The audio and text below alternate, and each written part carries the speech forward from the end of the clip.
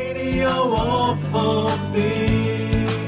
You are listening to the only radio station with no borders. Radio all for peace. Radio all for peace. Hi everyone, welcome to my show yet again. Sorry it's on a completely different day, but we've got Yom Kippur coming up, we've also got Eid coming up. It's a really exciting time holiday-wise in this city, and tomorrow the city's all stopped for the Jewish holidays, so we've changed to today. The good thing about that, though, is that we have International Peace Day. Today, I get to broadcast International Peace Day. This is exciting for me. Didn't even know it was International Peace Day until I opened up Snapchat this morning. How embarrassing. But anyway, let us get on with the show. We've got a really fantastic guest today. I'm so happy that Sharon agreed to actually let us call her while on the air so that I could, interview her while she was in Binyamin? Is that right? Binyamina, yeah. Binyamina. Hi, Hi, Sharon.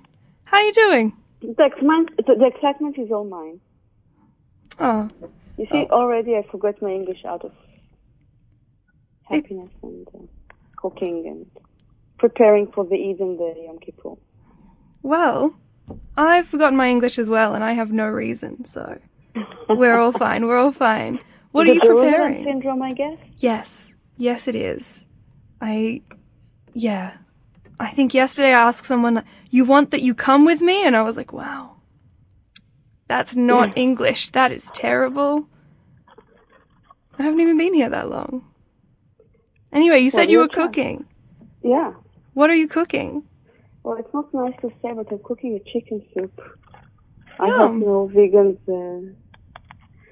are listening right now. It's alright. Vegans understand that everyone else eats meat. Yeah, especially for holidays. Yeah. The holidays are like my one meaty time. Yeah. Yeah, I don't really eat much meat the rest of the year, but then Christmas comes around and I'm going to my nonna's house and I'm like, please, Nonna, all the meat. I need as much iron as possible. Exactly. Save up for the traditional rest of the food year. is fun. Yeah. So I'm making traditional chicken soup, and then I'm going to make a traditional East Germany food. Why? Oh, wait, why East German? My partner is from East Germany, and since today I'm cooking traditional. What is everybody. traditional East German? Well, it's kids' food. It's pasta with kind of a red sauce that is like the French white sauce, the bechamel, only you add ketchup to it. Wow, that sounds really classy. It's extremely, yeah. It's actually addictive. Really? Yeah. I'll have to try this. I don't know whether I've ever had this. Maybe not. I can send the recipe later for the listeners, and lots of addictions are going to happen. Well, we'll have to apologize in advance for any addictions created by the recipe. Anyway, I feel like I should begin with my beginning questions. Sure. You're not originally from exactly Jerusalem, are you? Sorry? You're not originally from Jerusalem exactly, are you? You're from somewhere just outside. I was born in Binyamina, but I was raised since I was 1 in Arad, which is not far from the Dead Sea, in the desert. Whew, nice. How is it being raised in the desert? I think I can say that most of us that were raised in the desert are addicted to the desert. Right. It's actually a great childhood. The air is amazing. Sorry. Definitely. It's dry and so nights are cool even in August. And there's lots of space. Lots of snakes and scorpions too, but lots of space. Yeah. And as kids we were extremely free. It was a small town, so it was also very clean. Most years I didn't even own sandals because I insisted, like most of the kids my age, to go barefoot. It was that clean and safe and nice. Wonderful. And great place to grow up. When you were a teenager, was it not, did you not get bored and like, oh, there's nothing to do, we're in the desert? Well, actually, yes. We used to say that on Friday night, which is like Friday night, we have nothing to do. Yeah. And we used to say that the only thing you can do in Arad on Friday night is to count how many bricks there are around the center. And we all knew the answer, 232, I think it was, just to make a point. But because it was such a small community, we had no problem as a bunch of kids just to go to the mayor and say we're bored, there's nothing to do. And the mayor just called us in and said, okay, you want a club or a place to dance? Make a plan. Let me sit with you and show you how you write a plan, how you write a budget, think how you're going to run it. And he made us, he helped us make a plan, approved the plan, and we started to run a nightclub. That is amazing. That's the coolest mayor I've ever... What? That is coolest fantastic. mayor ever. Yeah, definitely. Wow. So you've got a house in Jerusalem now? No. No? I live there half a week. Oh. In Jerusalem. Yeah. So, are you not in Abu Tor here? Right now, no. I'm in Binyamina. I mean, but when you are in Jerusalem, you're in Abu Tor? When I'm in Jerusalem, I'm in Abu Tor. What's that like? It's the opposite of Binyamina, which is just green and open. One street, the street I'm staying at is what we call West Jerusalem, meaning Jewish, but the parallel street is already Palestinian street. Oh. So we feel in the middle. Right on the border. Interesting. Right on the border. It's a very old house, so I suspect once maybe it was Arab. I don't know. Right. But beautiful. I love it there. And some people have told me that they feel dangerous in those kinds of east and west Jerusalem areas. Do you feel that, or is that just people being silly? I don't know if they're being silly, but I know that they're exaggerating. Right. I know that, for example, in this month, now they call it the stone terror. The Prime Minister asked permission to shoot at stone throwers as if something's changed. But when you actually live there or actually look at the numbers of incidents, you realize that they just decided to cover them differently. I'm talking about the main media. Right. And I guess there's a line from the government that goes, now suddenly numbers are rising when numbers are actually lower this month, not upper. The throwers, the stone throwing is not just stone throwing, but became the stone terror, the stone terror. Yeah, a new term that is only being used in the last month. So there's a creation of fear. And of course it works. People read the newspapers, they believe them. Yeah. I mean, if I'm honest, what I've heard of any kind of conflict in Jerusalem has always been in this month. Do you think it happens this month every year? Or just right now this month for some reason? I don't think that, as I said, there's no rise in the incidents. Oh, no, but in the media. Just the media, and I think, and it's not always on this month. I think, the Iran is no longer the biggest threat because there's the agreement and there's no huge threat. They need to create a new one. There's a reason for escalation. Sometimes it's just to sell newspapers. Sometimes it's because the government is inciting it. Why is the government inciting it? There are lots of reasons. Maybe because we didn't have a conflict for some time. Maybe because they know that soon there'll be some pressure on Israel and they need to show that there's escalation not from our side but from the other side. Maybe Benjamin Netanyahu tries to keep his very, very narrow coalition and an enemy, a small intifada, a small war, will help him keep his coalition. There are so many reasons. I wouldn't like to speculate more or to choose one of the above. They can all be true. Oh, of course, yeah. Well, there's a whole pile of reasons to think about for us, though. Yeah, really. Yeah. And I just want to make sure stone throwing is dangerous. It's horrible. It shouldn't happen. Violence is horrible.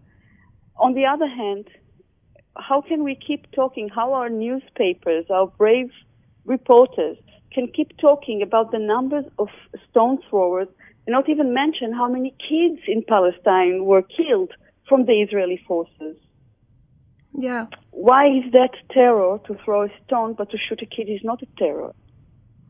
Yeah, you're right. The definition of terror is always skewed one way. It's very easy to manipulate because no one ever... And if you look at the numbers, of course, the numbers of Palestinian kids being killed is outnumbering the Jewish kids that gets hurt by hundreds %. And no one should get killed. I'm not dismissing the one Jewish kid that gets killed for every, 50, 60 kids in Palestine. But everyone that gets hurt is horrible. Any kind of violence. Really, the media here managed to not show what's going on over there. Yeah, it's very uncommon to really hear much, particularly inside of Israel, to hear much about anything happening outside, I think. Yeah. Well, personally, maybe I don't read the right newspapers here.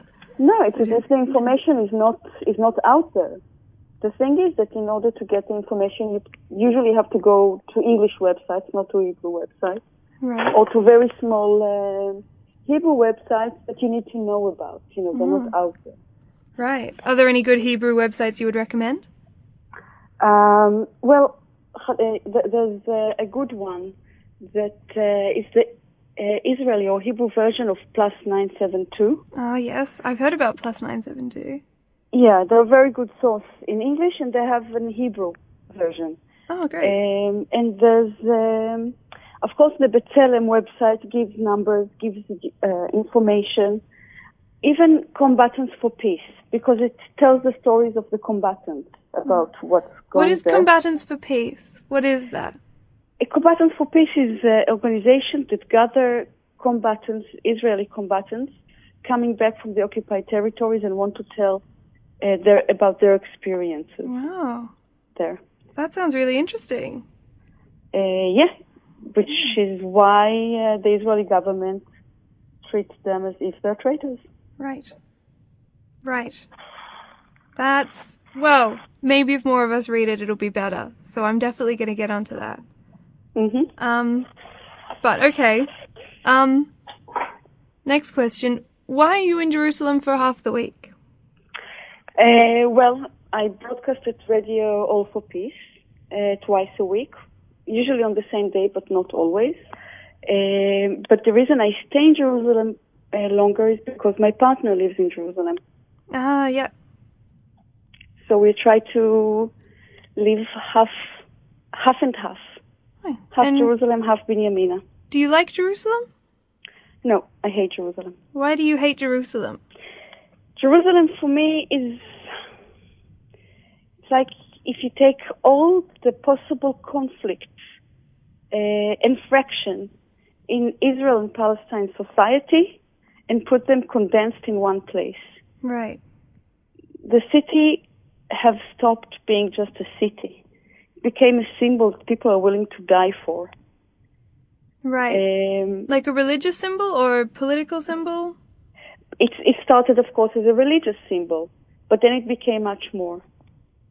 Right. Everybody wants Jerusalem for some reason. I don't think that they haven't looked good enough. Some places in Jerusalem, of course, are charming, really charming, and I am enjoying discovering Jerusalem a bit and to see the day-to-day life in Jerusalem. It makes it more human in a way. Yeah. But yet, this is not a place to die for. No, I don't know whether and anywhere yet people is are really... willing to die for it. Yes. I find Jerusalem feels very, very peaceful in its overtones and very, uncomfortably, whatever the opposite of peaceful is, in its undertones. Or maybe the other way around, I'm not sure. I think both. Yeah. Both ways. Yeah, it's definitely a very strange dichotomy. Depends on the day. Yeah, you're right. But what, if you were to say there is one thing that's special about Jerusalem, what do you think that is? I don't know if it was because I was raised to believe, after all, Zionist schools and so on. Yeah. But sometimes I do see the special light people say that Jerusalem has on the eve of Friday night when the Shabbat is enters. Right. I know it sounds weird, but I can feel it. I like that you feel sometimes a bit more that the city is willing to stop, to slow down a bit for the weekend. There's something nice about that. I like the stone, the old neighborhood. Stone. Yeah, that they still have to deal with the Jerusalem stone. So yeah. The small alleys, you always discover something in Jerusalem. This is true. You can't really, in Tel Aviv, New York, you kind of, these are huge cities, but you kind of discover them easily. In Jerusalem, there's always another layer. Yeah, I don't think I'll ever know Jerusalem. I talked to someone who was here for 5 years, and they said, no, I'll never understand Jerusalem. Exactly, and that's charm. Yeah. That's magic. You're right. Well, before I ask any more questions, I think we're already almost halfway through, so I might throw a song on, have a little break, and then we'll come back, if that's cool with you. Cool. Great.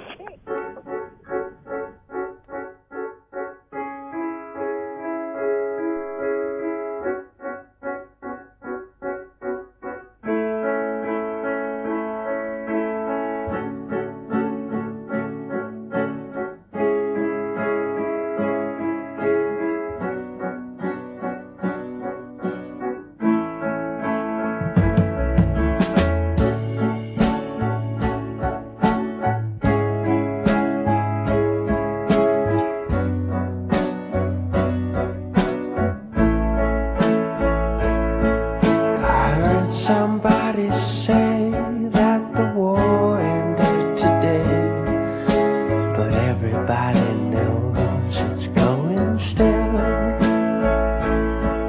On motherlands and mother seas, here's where we believe it's simple. We don't wanna kill.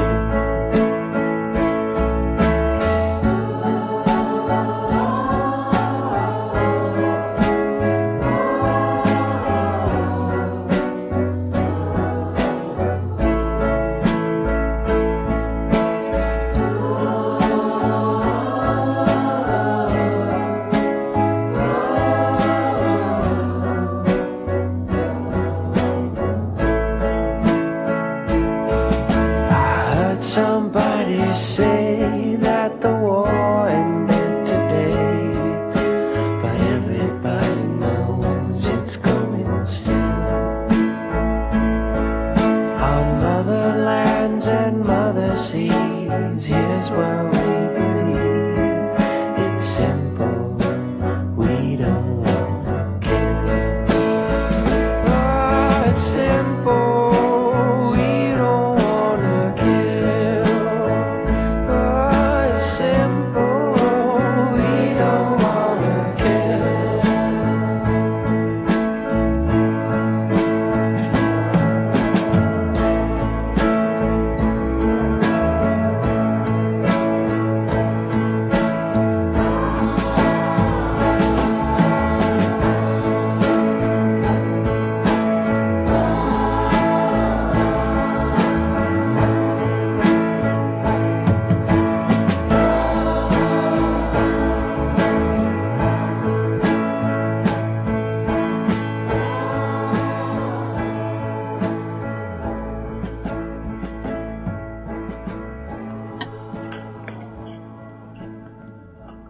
We are back with the amazing Sharon, and we were just chatting about Jerusalem while she cooks a beautiful Yom Kippur, did you say /Eid meal?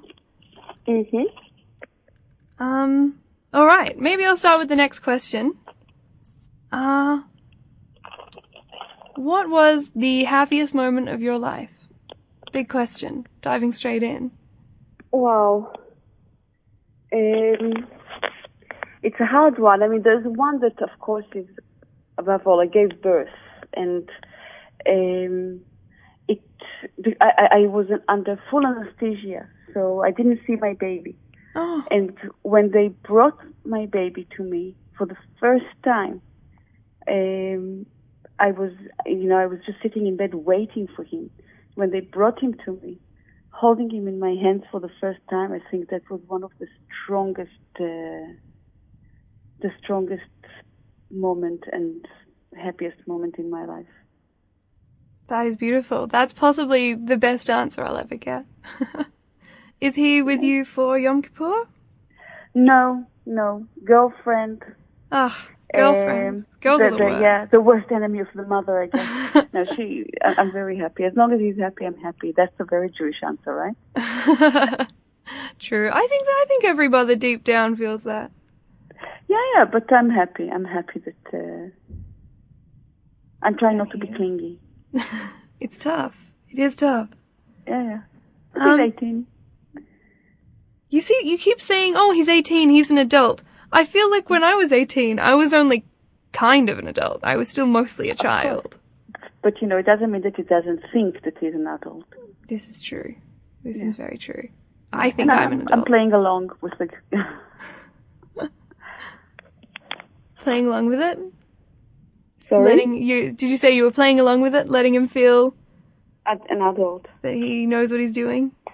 Yeah, and as if I'm not trying to mingle without him knowing that I mingle. Does it work? Does he notice? Sometimes. I try. I'm good. I think I'm good at this.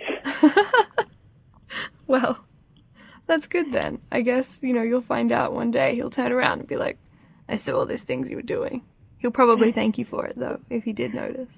Hopefully. That's what I did recently. I had a moment with my mum and I had to stop and I was like, I'm really sorry. I was really mean because you tried to do all these things for me. You were right. You see, you're ready for Yom Kippur. You already apologized to your mom. Oh, I apologize all the time.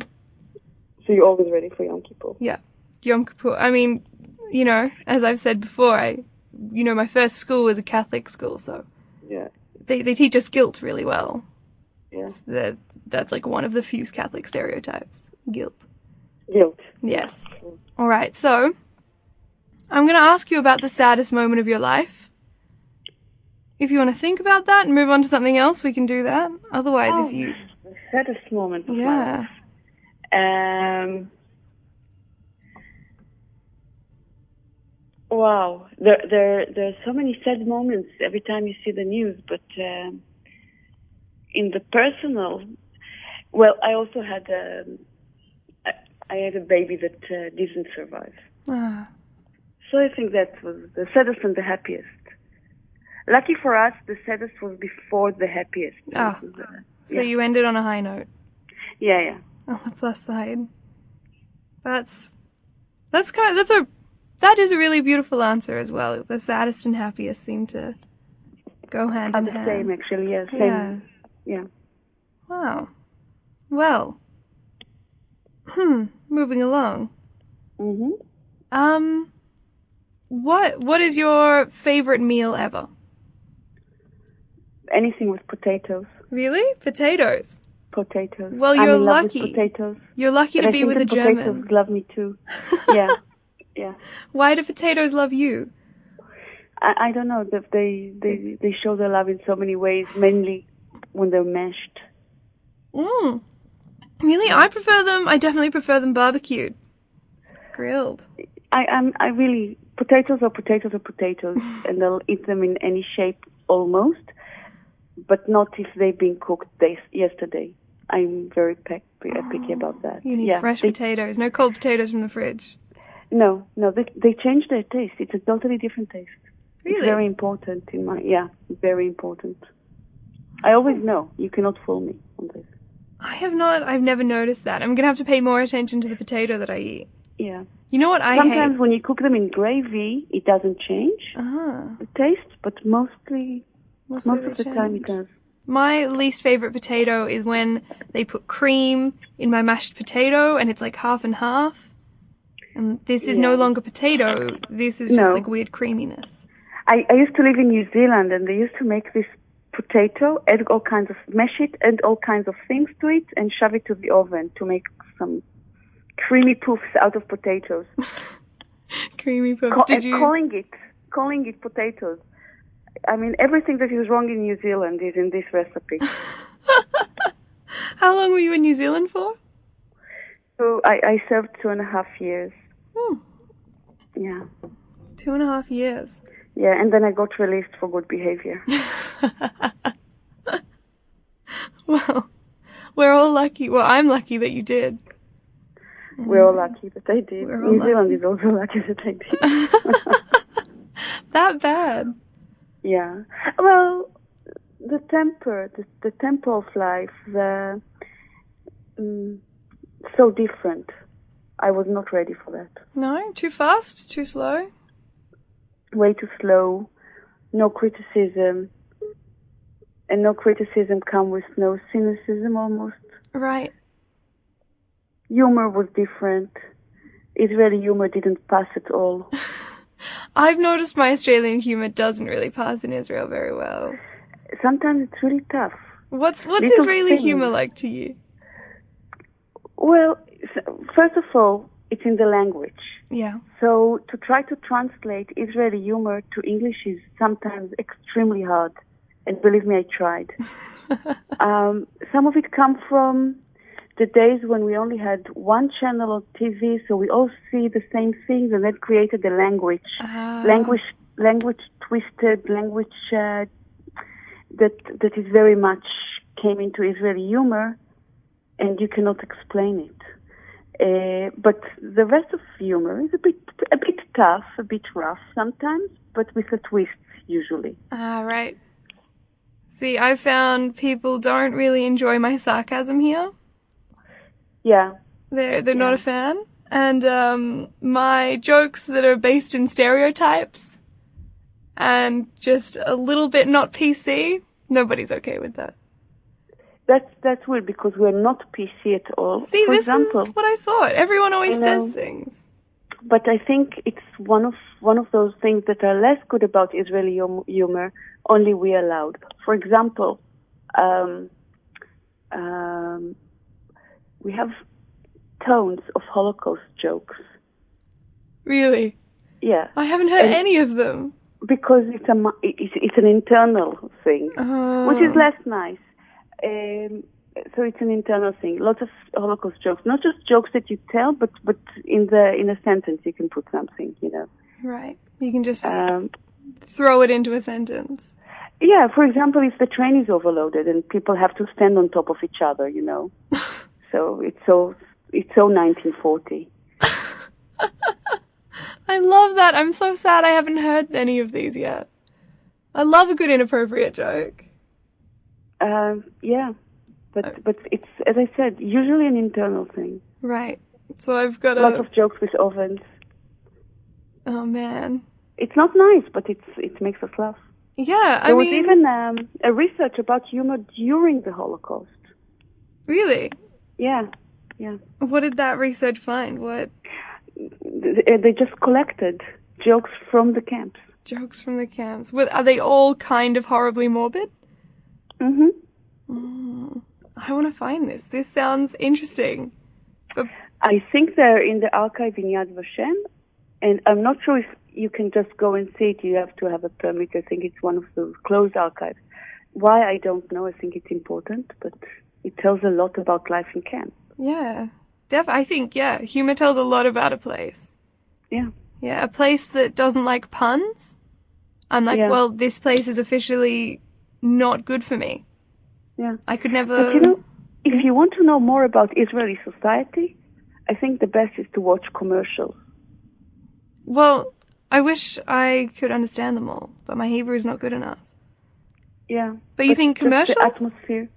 I think in every country I went, after I watched commercials for 10 minutes, because usually they just repeat, right. After 10 minutes of commercials, you know one thing. You know how the society would like to see itself.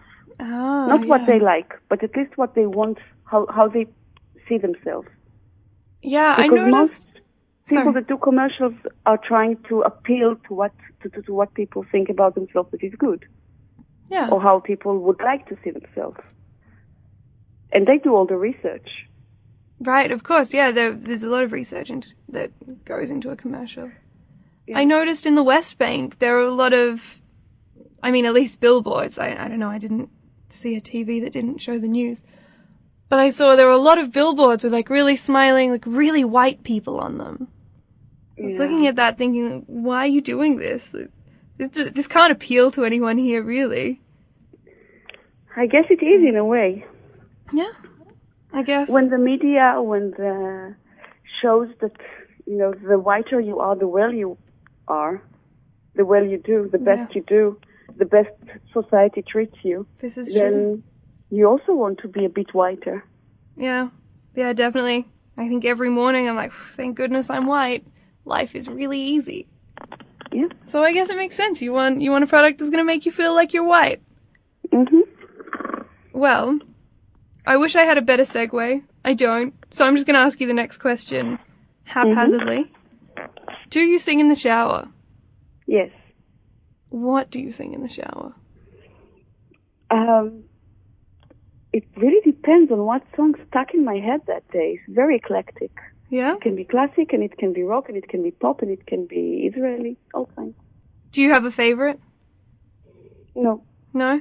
Just eclectic taste. whatever you've been listening to? That's what you Especially sing? if something stuck in my head.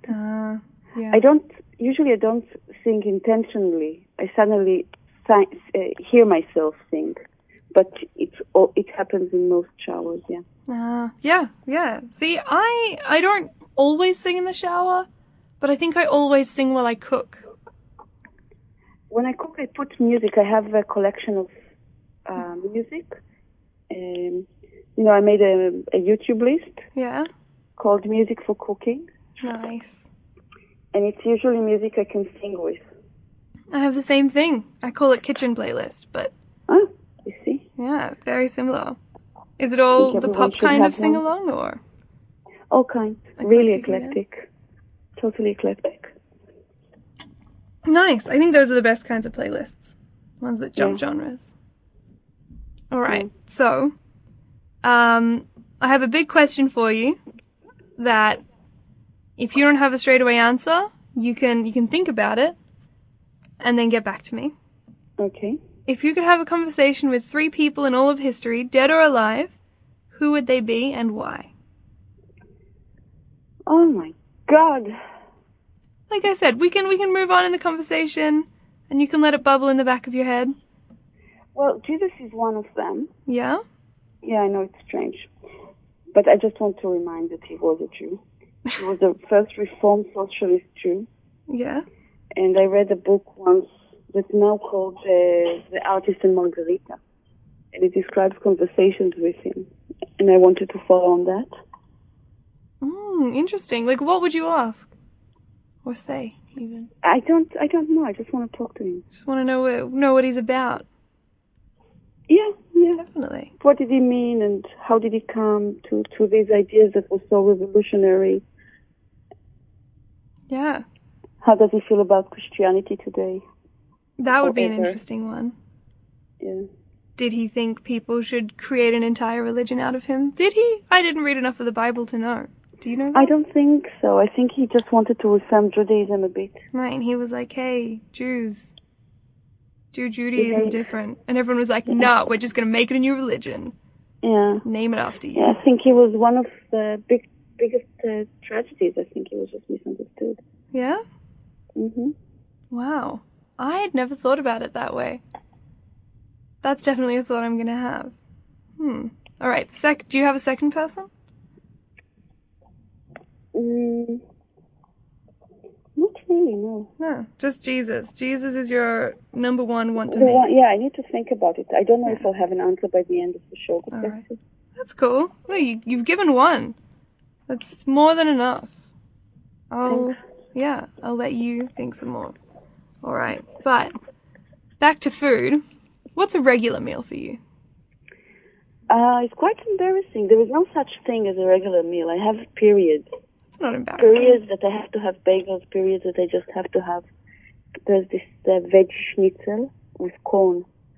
Yum.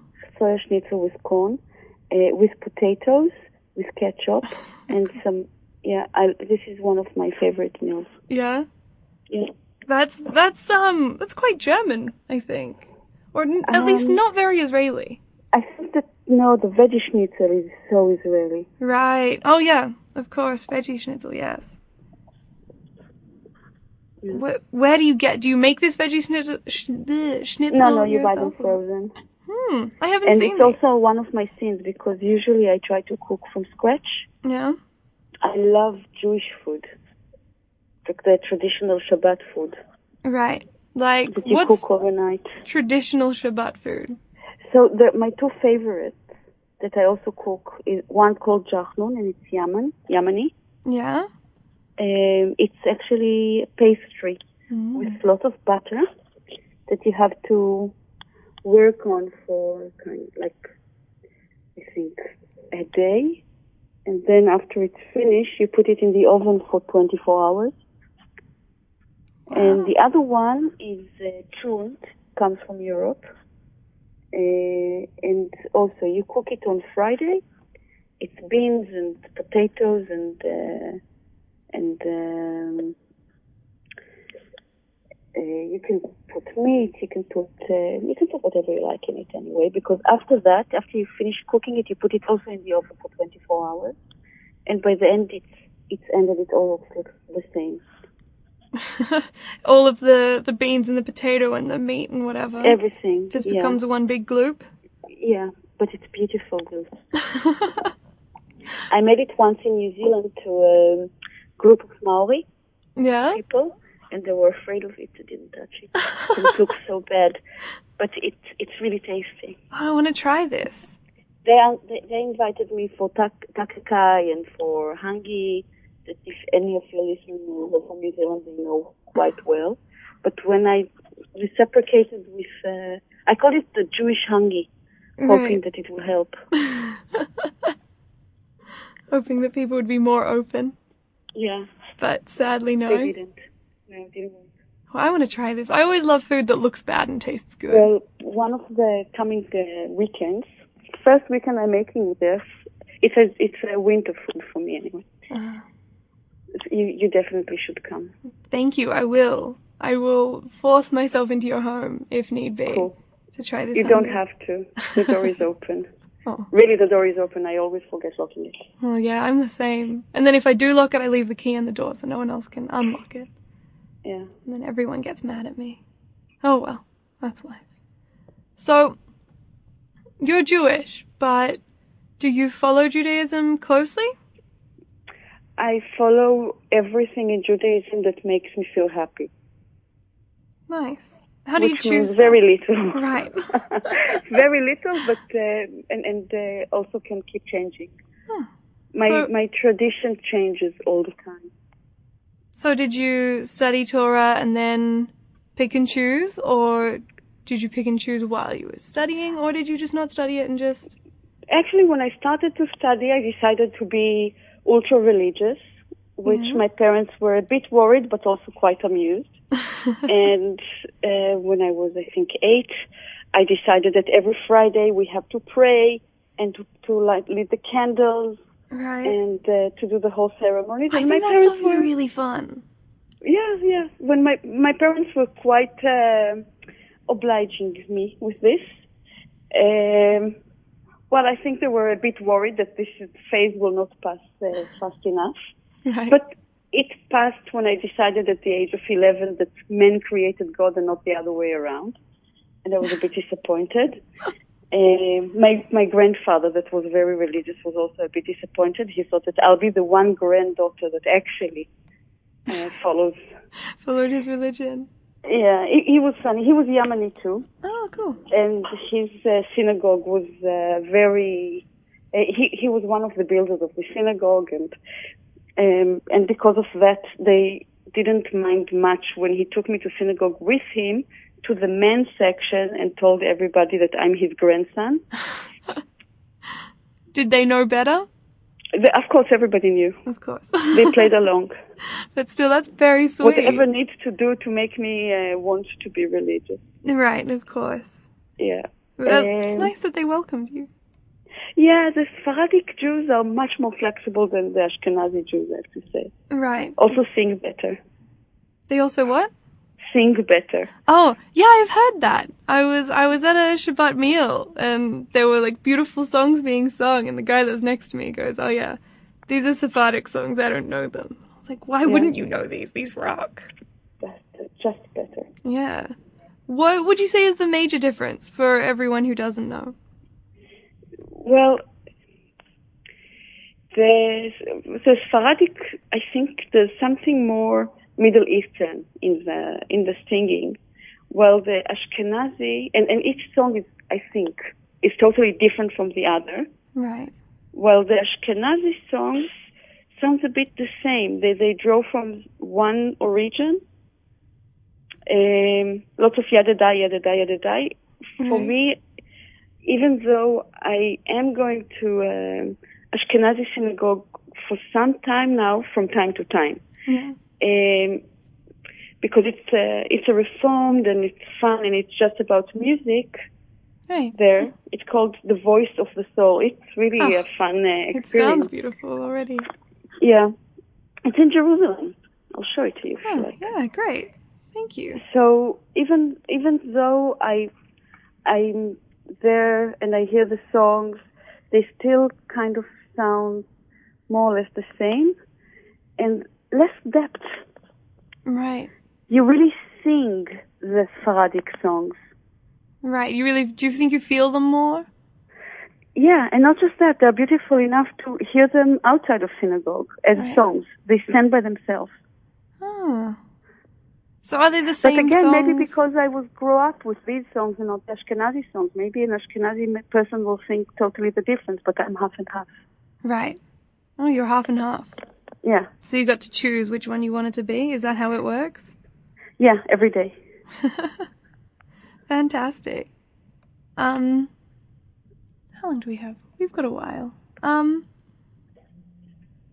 Well, I'm gonna say let's go to another song, because when we finish, I want you to tell me that if you had one thing to say to everyone, not just everyone listening, but everyone at all, what it would be.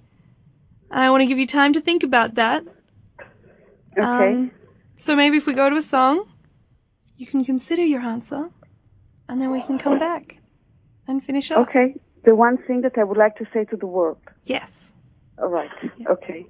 Bismillah, like the feeling when I miss Falah, then wish to God and clouds to lift us all. Alhamdulillah, I wonder if Bibi can ever see me, and if I go back to Basra, will it ever receive me? Bismillah, homies that have the time to talk, now I wish for stars that angels find no off. Alhamdulillah, I stand order the strength of my sister, kiss her and thank God, our mission is planned for. Bismillah, Mamati, Inti Hayati, Mom the best one, hold her close to heart like my left. Alhamdulillah, for the truth in the being is beaming as the moon queen, you bless my future to be with. Bismillah, for the soul's anguish, love, and the moment my brothers program these drums. Alhamdulillah, we put the truth to the test, proof that we bless students of this music at best. It goes.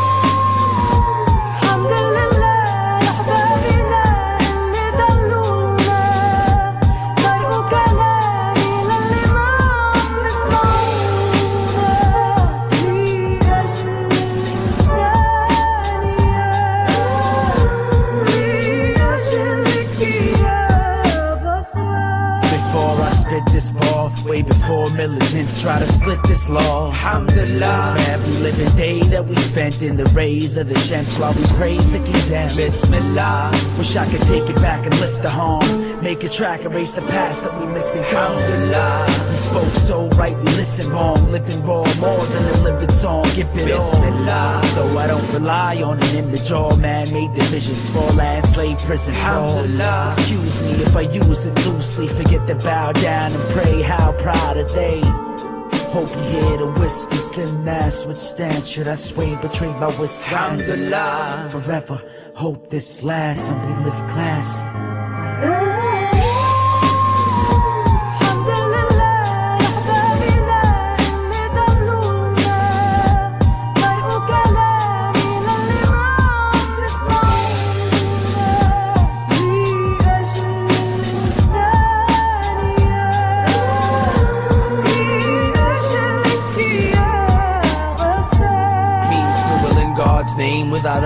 in a chain, the slave fall in a claim. Bismillah, we're forever holding the peace. Wicked streets, crippled little beams, rippling through the Middle East. Alhamdulillah, may God bless the dead and gone, forever strong, a better song, breaking bitter bonds. Alhamdulillah, for this world and this spot, to this song with these words for hip-hop, say alhamdulillah. Stay humble and rhymes for eyes, hate your hunger, it's like a jungle sometimes that makes you wonder.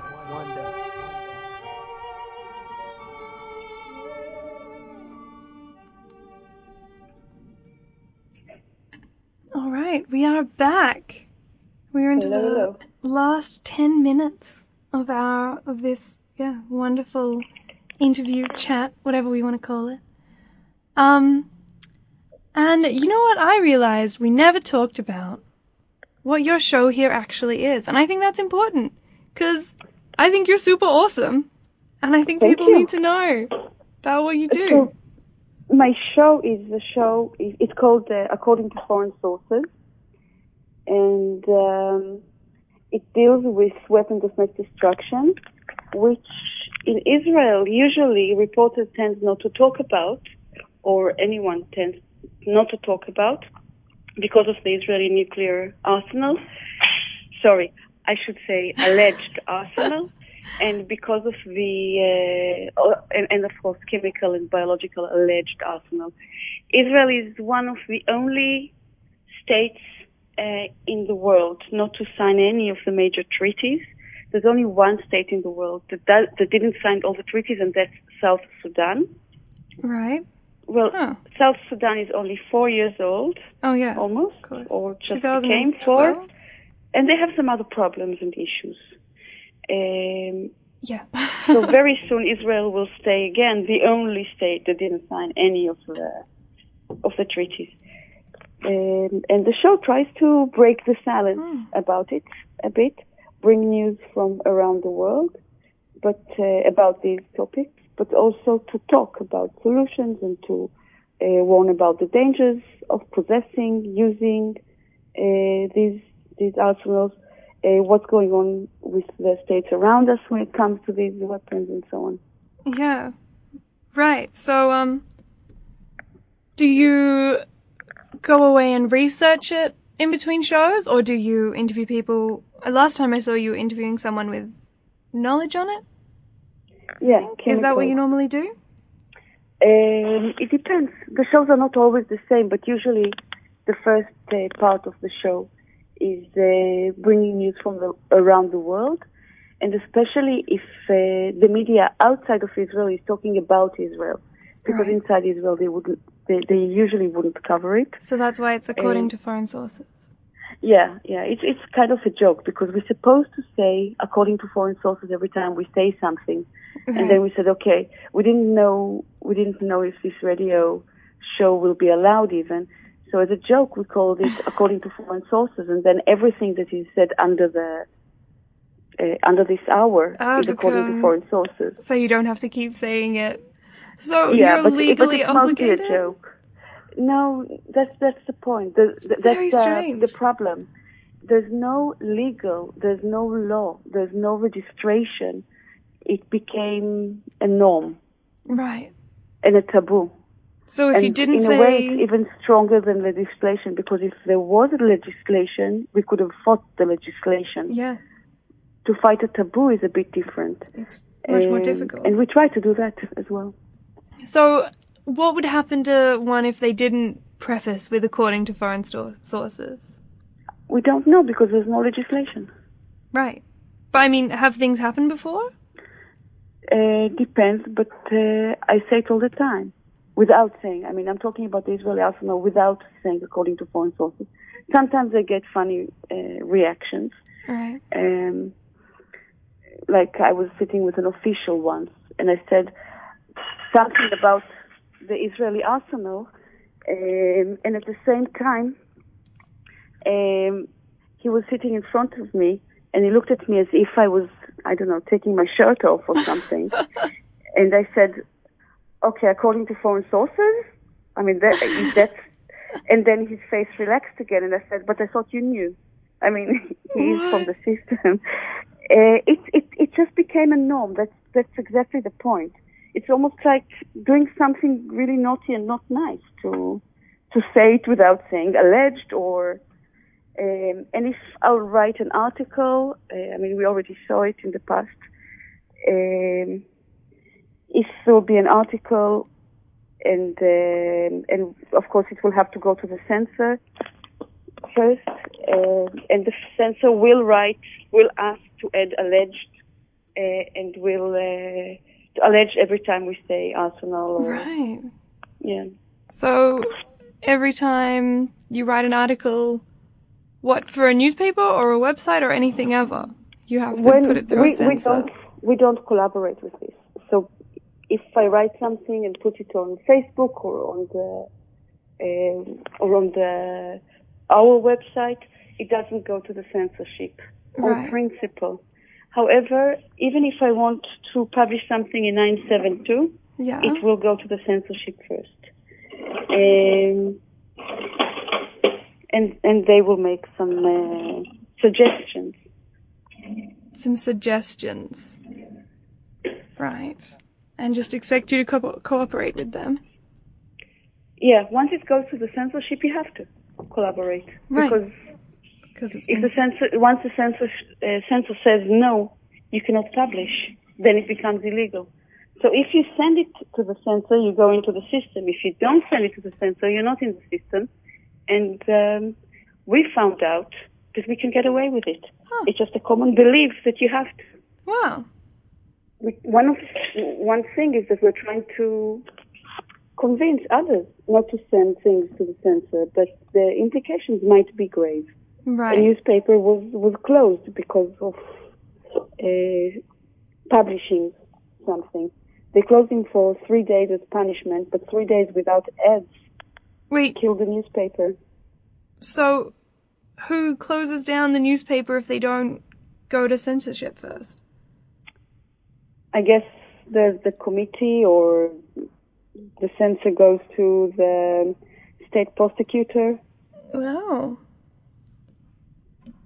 that's difficult. I'm not sure how it goes. I don't remember the procedure. Right, because you don't run a newspaper. It's fair. No, sorry. Damn. Well, here was my question. If you had one... Oh, first, are there any other people in history that you wanted to talk to? Not that I can think of right now. Great. I'm happy with your answer. It was cool. If you had one thing to say to everyone out there, what would it be? To be kind to people that are not like you, to the others. To see the other. To understand that the other is like you, even if he doesn't look like you.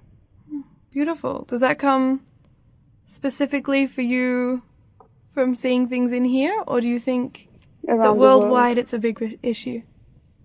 I think it's a big issue everywhere in the world. Everywhere. Discrimination based on how someone looks. Yeah, definitely. It's beautiful. Love it. I feel like this seems to be a common theme. Everyone that I ask about this, that seems to be the kind of answers they think. And then you see all these people who don't act like that. And you think, well, if everyone... It's hard for everybody to act like this. I mean, for example, yesterday we were all moved because someone was willing to help 1,000 Syrians if the government will allow to bring them to Israel. Really? And it was beautiful. 1,000, that you can give them place to be and work. 1,000. And on one hand, it's beautiful. It's really beautiful. But inside Israel already there are 40,000 refugees from Africa. Why not 1,000 of them? Yeah, yeah. Our government did a similar thing. They took in response to the whole media outpouring about the Syrian refugees. I think our Prime Minister said, oh, well, we'll take more refugees from Syria, but didn't increase the number of refugees we took in on the whole. Yeah, I think one of the problems is that we really, as people, find it harder to relate to people that look different from us. Yeah. Almost see them as less human, less needy, less hopeful. Yeah, do you think it comes from assuming they have a different background, maybe culturally or socially? I think we just don't think. Just don't think, just look at people. They look Well, different. I don't think that we think about it and then we think that we're different. I think we just don't think about them. All of us, people. Yeah. Yeah, we live in insular lives. Well, I think that might be everything that we have the time for. Thank you very It's a much, nice Ashleigh. note to finish on. Thank you very much. It was great for cooking with being you. here. Is the chicken soup close to being finished? Yep, Wonderful. And the pasta? almost. Oh, fantastic. How impressive. 1 hour. You've already got your things almost finished. Yeah, talking about soup and pasta, yeah. Look, I'm impressed. I'm not very good at cooking, so. All right. Well, thank you very much. Thank you for being here. Well, Thank you. calling Enjoy here. the quietest day in the Middle East or in Israel anyway. I'm excited. I think I'm going to go stand in the middle of the highway. That's the best way to celebrate Yom Kippur. Everyone's telling me this. I'm very excited to do it. Yeah. It's not something. It's something that you can only see here, I guess. Yeah, I mean, even Fridays and Saturdays, Friday night to Saturday, I'm always amazed by how few cars there are. Yeah. It was really fun, just like crossing the road when the light's red. Ha ha. Mm-hmm. Yeah. So Yom Kippur is totally empty. Even more. Fantastic. All right. Well, thank you very much. Thank you. See you soon. Enjoy your Yom Kippur Yeah. and see Eid you al soon. Adha. Yeah. All right. Bye. Bye.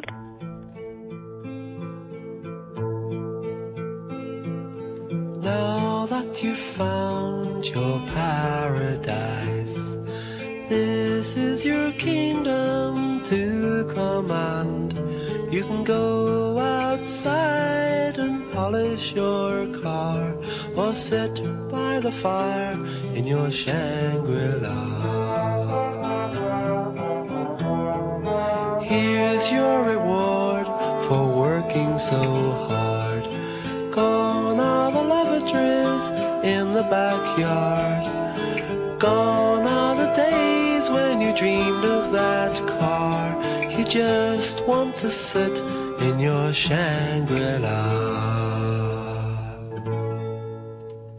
Put on your slippers and sit by the fire. You've reached your top and you just can't get any higher. You're in your place and you know where you are, in your Shangri-La. Sit back in your old rocking chair. You need not worry, you need not care. You can't go anywhere. Shangri-La, Shangri-La, Shangri-La.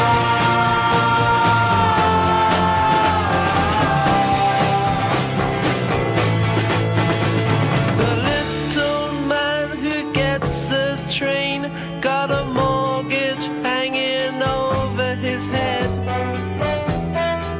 but he's too scared to complain, 'cause he's conditioned that way.